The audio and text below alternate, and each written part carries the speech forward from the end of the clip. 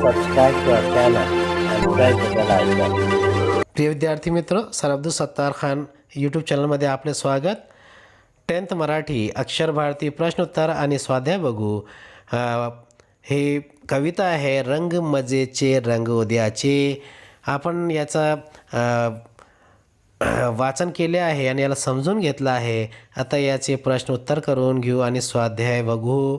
पहिला प्रश्न आहे, कवितेच्या आधारे बी रुजवायच्या क्रियेच्या ओघ तक्ता तयार करा. डोंगरावर बिया उधळणे. डोंगरावर बिया उधळणे, देशी झाडे उगवून येणे, रान गच्च माजणे, आभाळातून पाऊस पडणे. आकृती पूर्ण करा. काळी आई जगवण्यासाठी अपेक्षित कार्य, राबणाऱ्या हातांना पाठबळ देणे, डोंगरावर बिया उधळणे, देशी झाडे रुजवणे. प्रश्न दुसरा, चौकटी पूर्ण करा. जेथे दृष्टी पोहोचते असे ठिकाण, फुलाफुलांचे दाट ताटवे. कवयित्रीच्या मते जपायची गोष्ट सृष्टी. प्रश्न तिसरा, कवितेत आलेल्या खालील संकल्पना स्पष्ट करा. पहिला, आभाळाचे छत्र. दुसरा, गर्भरेशमी सडसड. उत्तर आहे आभाळाचे छत्र म्हणजे आभाळाची माया. आभाळाचा माघार माणसांना मिळणे. आभाळातून पाऊस पडतो, त्यामुळे धान्य पिकते, माणूस जगतो, म्हणून त्यास आभाळाचे छत्र सावली म्हटले आहे.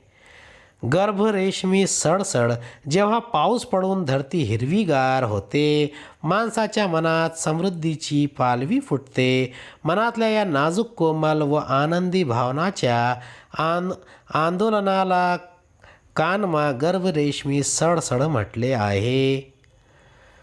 प्रश्न चौथा, कृती पूर्ण करा. कष्ट करणाऱ्यांना मदत करू या आशयाची ओढ शोधा. दुसरा, दौलत हे उत्तर येईल असा प्रश्न तयार करा. तिसरा, कवितेतील यमक अलंकार साधणाऱ्या शब्दांच्या जोड्या शोधा. पहिल्याचं उत्तर आहे, मातीमध्ये जे हात राबती त्यास देऊ पुष्टी. दुसऱ्याचे उत्तर आहे, यंत्राच्या संगती काय मिळणार आहे. तिसरा, दृष्टी सृष्टी, पुष्टी वृष्टी, कष्टी तुष्टी आणि तुष्टी गोष्टी. काव्य सौंदर्य. पहिला आहे, खालील ओळींचे रसग्रहण करा. हिरवी हिरवी मने भोवती, किती छटा हिरवायाच्या, गर्भरेशमी सळसळण्याच्या, जगात सांगू गोष्टी. दुसरा आहे, पृथ्वीला वाचवण्यासाठी काय काय करावे असे कवयित्रीला वाटते. तिसरा आहे, वसुंधरेचे हिरवेपण जपण्यासाठी उपाय सुचवा. काव्य सौंदर्याचा पहिला आहे आशय सौंदर्य. रंग मजेचे रंग उद्याचे या कवितेतून कवयित्री अंजली कुलकर्णी यांनी संगणक युगातही निसर्गाची दौलत जोपासायला हवी हे हृदय शब्दात सांगितले आहे. काव्य सौंदर्य. प्रस्तुत ओळीमध्ये हिरवीगार समृद्ध निसर्गाची महती सांगताना कवयित्री म्हणतात, आभाळाच्या छत्राखाली हिरवीगार सृष्टी निर्माण करूया. सृष्टीमध्ये फुललेल्या हिरव्या रंगाच्या विविध छटा पाहून आपली मनेही हिरवीगार व प्रसन्न व्हावीत. रेशमी मखमली गाभ्यासारखा निर्मळ व सुंदर आनंद प्रत्येकाच्या मनात उगवेल आणि या समृद्धीच्या कहाण्या आपण अभिमानाने सांगू शकू. भाषिक वैशिष्ट्ये. या ओळीमध्ये कवयित्रींनी ओघवत्या भाषेत आवाहन केले आहे. पर्यावरण जगवणे व ते नित्य अनुभवणे हा मूल्यावर विचार सुंदर शब्दात व्यक्त केला आहे. हिरव्या रंगाचे आवर्तन मनात सुखद गारवा पेरत जाते. गर्भरेशमी गोष्टी या संकल्पनेमधून मनाची कोमलता व माधुर्य प्रत्यास येते. दुसऱ्याचे उत्तर आहे, पृथ्वीला वाचविण्यासाठी काय काय करावे असे कवयित्रीला वाटते ते पहा. याचे उत्तर आहे, पर्यावरणाचे रक्षण व संवर्धन कसे करावे हे कवितेतून सांगताना कवयित्री म्हणतात, रंग उद्याचे व रंग मजेचे पाहण्यासाठी या सृष्टीला जीवाभावाने जपायला हवी. संगणक हा अन्नधान्य देत नाही, त्यामुळे मातीमध्ये राबणाऱ्या शेतकऱ्याला पाठबळ देऊन काळ्या आईची सेवा करायला हवी.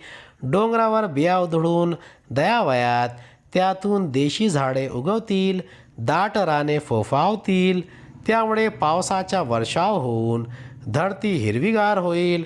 पृथ्वीला अवर्षणापासून वाचवण्यासाठी झाडे लावलाच हवी. तिसरा प्रश्न आहे, वसुंधरेचे हिरवेपण जपण्यासाठी उपाय सुचवा. याचं उत्तर आहे, आपण ज्या पृथ्वीवर राहतो ती आपली माता आहे. ती संपन्न व समृद्ध राहावी यासाठी पृथ्वीची काळजी घेणे हे आपले कर्तव्य आहे. प्रचंड जंगलतोडीमुळे जंगले भकास झाली आहे, त्यामुळे पाऊस पडत नाही. अवर्षणाचे संकट पृथ्वीवर सतत येत पाऊस पडत नाही आणि अवर्षणाचे संकट पृथ्वीवर सतत येत असते. म्हणून पृथ्वीला वैराण होण्यापासून वाचवण्यासाठी झाडे लावा, झाडे जगवा. ही मोहीम अग्रक्रमाने राबवणे आवश्यक आहे. पृथ्वीला वाचवणे हे प्रत्येक नागरिकांचे प्रथम कर्तव्य आहे. पाणी नाहक दवडणे, पाण्याचा गैरवापर करणे चुकीचे आहे. तसेच वायू प्रदूषण, जलप्रदूषण यांना आळा घालणे आवश्यक आहे. पृथ्वी हिरवीगार करणे हाच पृथ्वीला वाचवण्याचा एकमेव उपाय आहे.